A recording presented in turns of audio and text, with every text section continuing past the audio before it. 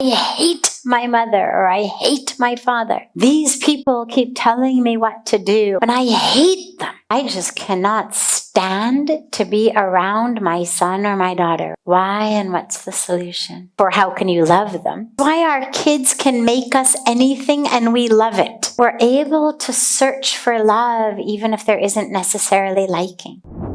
The most common example of this is parents and their teenage children.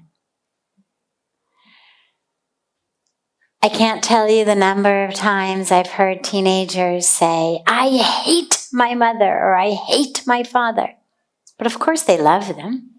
What they mean is, right now I'm trying to individuate. I'm trying to have autonomy and I'm trying to make my own individual decisions, and they may be wrong decisions. And these people keep telling me what to do. They keep trying to clip my wings and keep me boxed up, and I hate them. And they mean it. They really mean it. They hate them with that ferocity that you would hate someone who was keeping you in jail or locking you in the basement. Because when we're young, especially in our teenage years, that striving for freedom really feels like that. That we just want to burst out. And I've heard many parents of teenagers say, you know what? I love them, but I just cannot stand to be around my son or my daughter right now. Like I do not like the person they are becoming.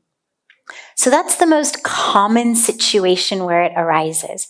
And always they end up back not only in love, but they end up liking each other again in a few months, a few years. It's not a very long process. But I think it happens also in other of our relationships where, especially on spiritual levels, where we are really working to feel love for as many beings as we can.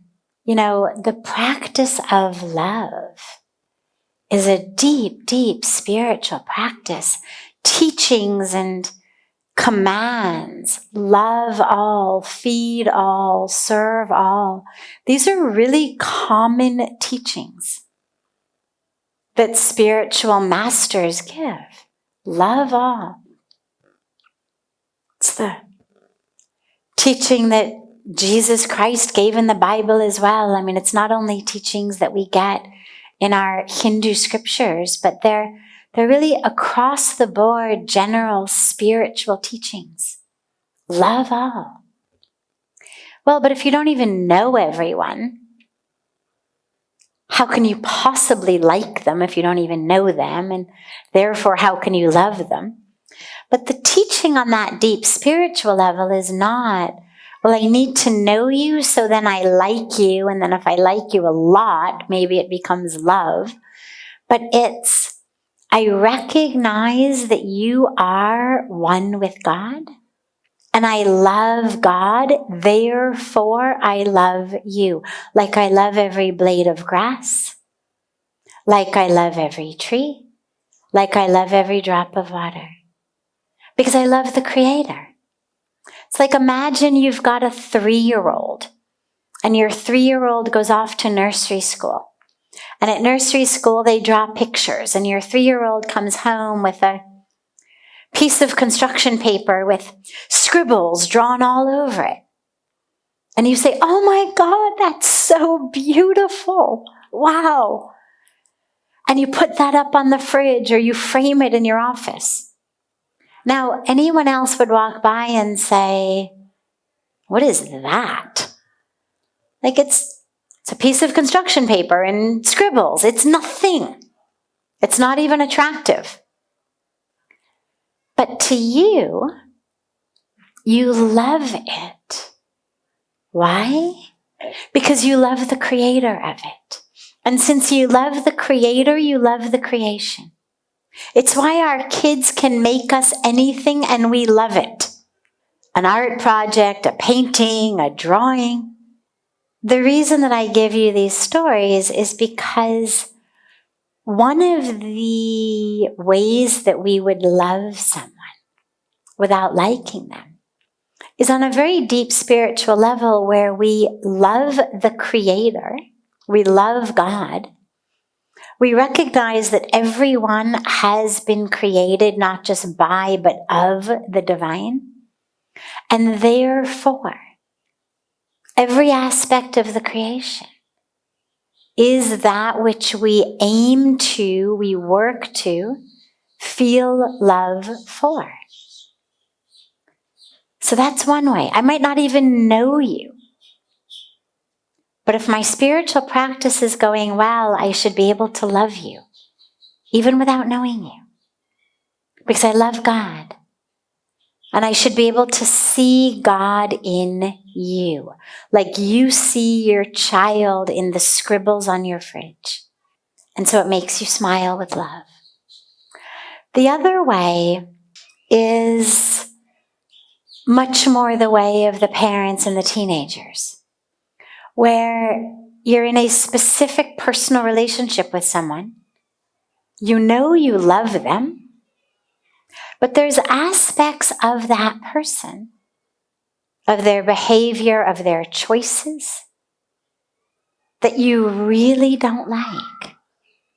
And that's okay. Just because you love someone doesn't mean that you have to always like them or that you have to like their actions. What's important is that you're able to keep anchoring in love, because in love you can see them as soul to soul, rather than just as physical body to physical body. And so, especially in someone with whom you do have a deep relationship, a lifetime relationship, parents to children, hopefully spouses to each other, siblings to each other. Far too many people have this, not so much in India, thankfully, but in America, so many people you talk to say, oh yeah, I haven't spoken to my brother in 30 years, or haven't spoken to my father in 20 years. And people just, they cut off relationships with a really tragic frequency and a tragic ease, that there's something that someone does that they don't like, that hurts them. And so they cut off the relationship.